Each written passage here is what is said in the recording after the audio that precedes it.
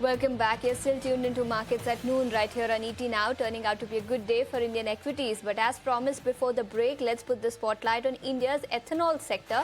And the government last week issued draft notification to permit higher ethanol blending with petrol, which now includes E85 and E100 as well. And to understand whether we have the infrastructure and whether this target is actually realistic, we now have the president of GEMA, Mr. C.K. Jain, Grain Ethanol Manufacturers Association of India. Sir, thank you so much for taking your time out and joining us here on ET Now. And it's a good step, a step in the right direction, where the government has now issued draft notification for E85 and E100. But you tell us, do we have the infrastructure to make this happen, and how realistic are these goals? Good morning, and thank you for calling me here. You see, is a draft notice. That means the intention of the government is clear that they are moving towards E85. So when it is a draft notice, there are many things which need to be worked out. There has to be a roadmap. There has to be things, if I say E85 tomorrow, no, that's not going to happen. E85 means engines have to be compatible. Infrastructure of dispensing E85 and normal petrol has to be there. There are many things which need to be worked on. But it is a very good step, and we welcome this. At least this was a demand of industry that some ethanol consumption should increase, because it's a totally domestic thing. Ethanol is totally domestic. Rural economy and totally dependent upon the rural economy. More ethanol, more better rural economies. So it's a very welcome move, and it is a draft. So draft means a lot of work has to be done after this. Intention is clear of the government that we want to do E85. This is what mean at the present is. Then we understand that this is a draft and that the intention of the government is very clear. But do we have enough feedstock availability to make this happen? And if yes, what could the realistic timeline be? If at all the notification is formally notified by the government, what will the timeline look like for successful implementation of this? Yeah, ma'am. For the time being, the ethanol capacity is already set up till 2,000 crore liter, whereas present consumption is only 1,200 crore liter. Feed stock is available. We have enough food grain which is being exported, number one. At the same time, still after export is rotting here. There is a problem of storage. So ethanol comes in picture to use this. Feed stock is enough. Please don't underestimate our farmers. They are competent to take that challenge of increasing the productivity. We have seen that in few past, that they have increased the productivity if demand is increased. When there is no demand, what they will do? They will do nothing.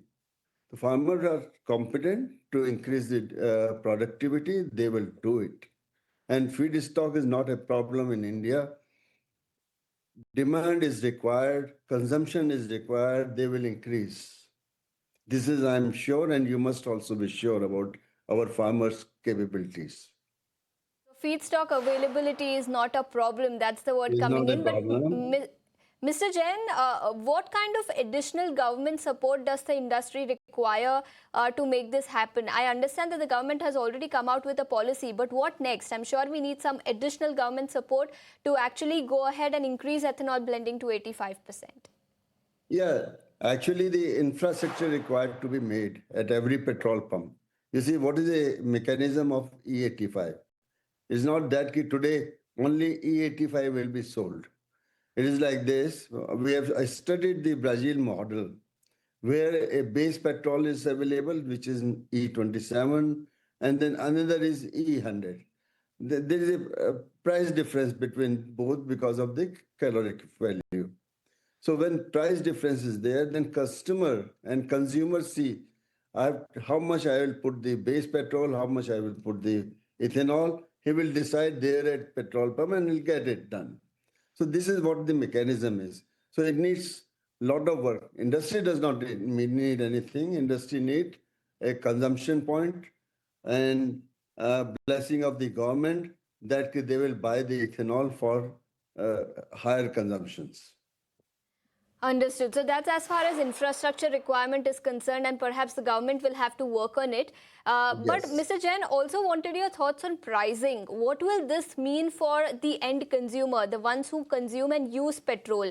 Will pricing be a matter of concern? Will it be higher or lower as compared to the current petrol that we are using? You see, it's going to be like this. Petrol is going to go high and ethanol is going to go low. As soon as the productivity of the farmer increases, it is bound to go low. May not be today, but maybe after down the line. You see, it has to be seen what we want to pay to the farmers. Presently, farmers' productivity is less. When productivity is increased, then we can pay to him less. Then the ethanol can become cheaper. But these are all ongoing processes. Are hardly 3 years old industry, 4 years old industry, grain into the ethanol. So it needs to be worked more. More productivity will be required, and work is going on. Productivity will increase. So gradually, the ethanol price will also go down. I don't, and there's a difference will come automatically. You will not find any more petrol at 90, 100 rupees in Delhi.